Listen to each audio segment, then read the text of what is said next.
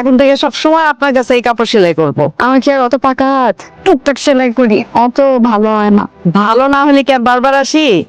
এই নেন ভাবি টাকাটা, আর এই যে এই কাপড়টা সেলাই করে দেন, ওই যে আমার যেমন মাপ আছে না। বৌমা, তুমি এখনো সেলাই মেশিনে বসো কেন? তোমারে কতবার বারণ করছি। আমার যে কটা কাজ নিয়েছি ওগুলো তো শেষ করতে হবে। এই কাজ নিয়া নিজের শরীরে অসুখ বান্ধায় না। ডাক্তার তোমারে বিশ্রামের কথা বলছে, তুমি আছো তোমার কাজ নিয়া। আমার যে নাতি নাতনি আসতেছে তার কথা ভাবতে হবে না? আচ্ছা ঠিক আছে, এই যে দেখেন রেখে দিলাম। বৌমা, আমার একটু ওষুধগুলো দেখায় দিবা? এত বড় মেয়ে আমার ঘরে, তারপরে আমার পুয়াতি বউরে ডাইকে ওষুধ খাইতে হয়। মেয়েরা বাপের বাড়িতে একটু এমনই হয়, বিয়ের পর দেখবে সব ঠিক হয়ে গেছে। তোমার মতো যদি সংসারী হয় তাইলে জামাইয়ের বাড়ি থেকে কোনো নালিশ আইব না, না হলে কপালে খারাপ কি আছে। দরজা খুলতে এতক্ষণ লাগে? তোর ভাবি কই?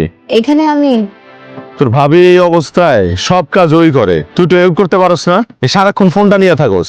সারাদিন যে হাতে মোবাইলটা থাকে ওইটা দেখোস, বইটাও যে হাতে থাকে ওইটা তো দেখোস না। অদৃশ্য কোনো জিনিস আমি দেখি না, আমি দেখি যে তুই সারাক্ষণ ফোনটা হাতে নিয়ে পড়ে থাকোস। আস্তে ভাঙবো, ডিম আছে। শরীর কেমন? ভালো। খারাপ লাগলে কিন্তু আমারে বলবা। তা তো বলবো। ছেলে টাকা খরচ হবে এটা চিন্তা করে আবার অসুখ লুকায়ও না। খারাপ লাগলে বলবা, ডাক্তারের কাছে নিয়ে যাব। তুমি রাতের ওষুধ খাও না এখন? ডাক্তার না বলছে তোমাকে 8টার মধ্যে ওষুধ খেয়ে ফেলতে, এখন 8:30 বাজে, ওষুধ খাও নাই কেন? ভুলে গেলে চলবে? আমি ভুলি নাই, আমার ঠিকই মনে আছে। মনে থাকলে খাও নাই কেন? এই যে তুমি অফিস করে ক্লান্ত শরীরেও আমার ওষুধের কথা ভুলো না। আমি তোমার এই যত্নটা মিস করতে চাই না। এবার আমি যদি নিজের ওষুধ নিজেই খেয়ে নিই তাহলে এত রাগ করে যত্ন সহকারে আমাকে ওষুধ খেয়ে খাইয়ে দেবে ভালো। এদিকে এসো। এই যে তুমি পুরো সংসারটা এত সুন্দর করে আগলা রাখো, আমারও তো উচিত তোমাকে খুব যত্ন সহকারে আগলা রাখছো, কিন্তু আমি তো সেটা করতে পারি না। আর যত্নের কথা বলতেছো, আমারই তো দায়িত্ব তোমাকে যত্ন করে রাখা। কি আছে আমার তুমি ছাড়া? মাঝে মাঝে না তুমি এত রোমান্টিক হয়ে যাও, আমার ভালোই লাগে। আচ্ছা একটু বসো, দাঁড়ো। এই নাও, তুমি ফলগুলো খাও আর তোমার মাথায় তেল দিয়ে দিয়ে আসো। আমাকে 100 টাকা দিবা? মানি ব্যাগেই তো আছে, নিয়ে নাও। কি করো? আমরা না হানিমুনে যাব কক্সবাজারে, সেই জন্য টাকা জমাচ্ছি। আর কয়দিন পর আপনি এক বাচ্চার মা হবেন, তারপর কি করবেন? বাচ্চার সাথে নিয়ে হানিমুনে যাবেন? মানুষ শুনলে কি করবে? আসবে। আসলে আসুক, আমি কি শুধু বাচ্চা নিয়ে যাব নাকি, মা আর জুইকেও নিয়ে যাব। এ কি, মা আর জুইকে নিয়ে হানিমুনে যাবো? তখন তো সেটা হানিমুন থাকবে না, সেটা হয়ে যাবে ফ্যামিলি ট্যুর। হলে হোক, ওরা তো কোনোদিন সমুদ্র দেখেনি, ওদেরকে সমুদ্র দেখতে মন চায় না। আমরা না নিয়ে গেলে কে নিয়ে যাবে বলুন? এটাই হবে আমাদের ফ্যামিলি ট্যুর, এটাই হবে আমাদের হানিমুন। আচ্ছা ঠিক আছে, দেখি একটু তেল দিয়ে দিয়ে দাঁড়াও উপর। আজকে তো বস প্রমোশনের লিস্ট পাবলিশ করবে। বস আপনাকে রাকেশ। রাজীব ভাই, যান যান, আজকে মনে হয় আপনার প্রমোশনটা হয়ে যাবে। আপনি মনে হয় আমাকে ডাকছেন প্রমোশনের ব্যাপারে। আপনি লিস্ট দেখেননি? প্রমোশনের লিস্ট তো দেখার সৌভাগ্য হয় না। ওই চাকরি থেকে ছাঁটায় শর্ট লিস্ট দেখেননি? না sir. I sorry to say আপনার চাকরি চলে যাচ্ছে বোর্ড অফ ডিরেক্টরসের সিদ্ধান্ত।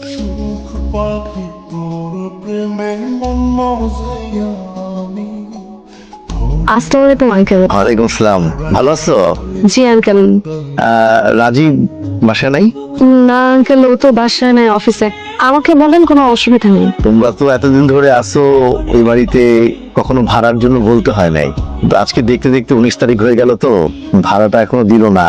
আঙ্কেল আসলে পুরো এই মাসে বেতনটা পেতে একটু লেট হচ্ছে, তো তাই সময় মতো ভাড়াটা দিতে পারিনি। বেতন পেলে আঙ্কেল আমি নিজে যেয়ে দিয়ে আসবো। না, তোমরা তো সবসময় 5-7 তারিখের মধ্যে ভাড়া দিয়ে দাও, এবার একটু দেরি হইতেছে, তাই ভাবলাম যে ভুলে গেলা নাকি অন্য কোনো সমস্যা, তাই দেখতে আসলাম। না না আঙ্কেল, কোনো সমস্যা নেই সব। আজকে বাড়িওয়ালা ভাড়া চাইতে আসছিল। দিয়ে দিতা? আমি কোথা থেকে টাকা দেবো? তুমি কি আমাকে কোনো টাকা দিয়ে গেছো? আর এমনিতেও ওই নিচের দোকানদার কিছু টাকা পাবে। আচ্ছা, আজকে মাসের 19 তারিখ, তুমি এখন বেতন পাও নাই? বেতন দেবে কবে? আমি বেতন পাবো না। বেতন পাওয়ানো মানে? তাহলে আমার চাকরিটা চলে গেছে। চাকরি? তুমি না বলছিলা তোমার কোনো চিন্তা নাই, তোমার উল্টা প্রমোশন হবে? হ্যাঁ, আমিও তো তাই ভাবছিলাম। চাকরি না থাকলে প্রতিদিন অফিস টাইমে তুমি ব্যাগ নিয়ে কোথায় যাও? অভিনয় করি। অভিনয়? আমার মতো মধ্যবিত্তদের অভিনয় করা ছাড়া আর তো কোনো উপায় নেই। আমরা খুব সহজে সত্যটা বলতে পারি না, কি করবো বলো? তাই সত্য লুকানোর অভিনয় করি। আমি প্রতিদিন সকালবেলা অফিসের জন্য বের হই, কিন্তু আমার তো কোনো অফিস নাই। বিভিন্ন অফিসে ঘুরি, চাকরির ইন্টারভিউ দিই, কিন্তু আজ পর্যন্ত আমার কোনো চাকরি হয় নাই। আমাকে তো তুমি সত্যটা বলতে পারতা, আমার কাছে অভিনয় করার কোনো দরকার ছিল না। কি করে বলবো? তোমার এই অবস্থায় যদি তোমাকে এই কথাটা বলি, তুমি যদি আপসেট হয়ে যাও। মা অসুস্থ, মা যদি জানে, মা যদি আরো অসুস্থ হয়ে যায়। আমাদের জুয়ের বিয়ে কয়দিন পরও, ওইটা জানতে পারলে ও যদি ডিপ্রেসড হয়ে যায়। তাই আসলে কাউকে আমি সত্যিটা বলতে পারি নাই। রাজীব, আমার ওষুধ শেষ, তোরে তো বললাম। তুই তো ভুলানো হয়ে গেলি কেন? আগে তো নিজে এসে খোঁজ নিতি ওষুধ শেষ হয়েছে কিনা। আজকে ফেরার পথে তোমার ওষুধ নিয়ে আসবো আমি। ভাইয়া, আমাকে 1000 টাকা দে তো। 1000? আমার কাছে তো 1000 টাকা। যে তোমার মানি ব্যাগ রাখো এক জায়গায় আর খুঁজো আরেক জায়গায়। আচ্ছা, আমি গেলাম তবে। এত ভুল হলে হবে? কিছু বলেন না কেন আপনার ছেলেকে আম্মা? ওর বাপের মতো হয়েছে, ওর বাবাও এরকম ভুলামন ছিল। বাসায় বাজার নেই, বুঝছোস? 1000 টাকা দিতে পারোস, তাইলেও খুব উপকার হয়। অন্তত 500 টাকা বাটা। এখানে বাজারের লিস্ট আছে, বাজারগুলো নিয়ে আসো। বাজার? কিছু টাকা। তুমি টাকা কোথায় পেয়েছো? হাতের বালা দুইটা বন্ধক রেখে কিছু টাকা আছে। কার কাছে বন্ধক রাখছো? রাখছি, তোমার এত কথা জানতে হবে না তো, রাখো। আমি কি করবো আমি বুঝতে পারতেছি না। তুমি তোমার বাবা মাকে ছেড়ে আমার কাছে চলে আসছো, আর আমি তোমাকে অভাব অনটনের মধ্যে রাখছি। তুমি তো এটা ডিজার্ভ করো না, এইভাবে হয় না। তোমার এমন পরিস্থিতিতে আমি তোমার পাশে থাকা সত্ত্বেও তুমি যদি এভাবে ভেঙে পড়ো, তাহলে আমি থাকার মানে কি? তুমি না সবসময় বলো আমি তোমার সাপোর্ট সিস্টেম। তাছাড়া আমাদের এই পরিস্থিতি তো সবসময় থাকবে না, দেখবা খুব তাড়াতাড়ি আল্লাহ আমাদের এই বিপদ থেকে উদ্ধার করবেন। তোমার বাবা? আরে বোকা, ওই বালা দুটো তো তুমি আমাকে কিনে দিছো। আমি তো তোমার কাছে খালি হাতে আসছিলাম, তোমার প্রয়োজনে তোমাকে দিচ্ছি। তোমার যখন আবার চাকরি হবে, তখন তুমি আমাকে আবার বালা কিনে দিবা। বান্দর কি আর সাথে কাছে উঠে এনতে মাল কিনলে দোকান থেকে 200-300 টাকার কমে মাল পাই। ভাই ছোট্ট একটা চাকরি করি, যা বেতন পাই, জিনিসপত্র যা দাম বাড়ছে, কিন্তু ভাই বেতন তো বাড়ে নাই। মানুষ বলে মানুষ না খেয়ে থাকে। আগে সপ্তাহে 2 বার মাংস খাইতাম, এখন খাই 2-3 মাসে একবার। হ ভাই, ঠিকই কইছেন। এত সকালে কোথায় যেতেছো? বাজারে। এত সকালে? হ্যাঁ, সকাল সকাল সবকিছু ফ্রেশ পাওয়া যায়, তাই।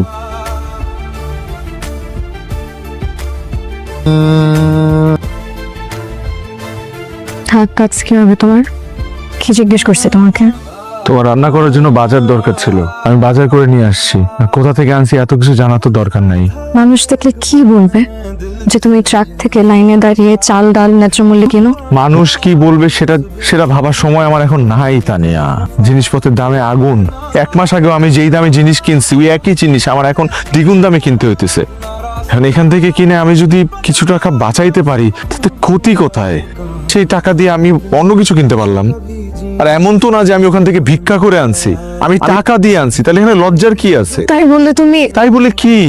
হ্যাঁ, আমি পরিস্থিতির শিকার, পরিস্থিতি আমাকে বাধ্য করছে, এটা সত্য। আসলে হয়েছে কি, এই ধরনের পরিস্থিতিতে আমাদের মতো নিম্ন মধ্যবিত্ত মানুষদের হচ্ছে সমস্যা। এর মধ্যে নাই আমার চাকরি, সম্মান হারানোর ভয়ে না পারতেছি রিক্সা চালাইতে, না পারতেছি হকারি করতে। এখন এখান থেকে জিনিস কেনা কি অন্যায়? আমার কাছে তো মনে হয় না। কিছুদিন পর জুয়ের বিয়ে, কেউ যদি দেখে? কি হবে? সম্মান নষ্ট হবে।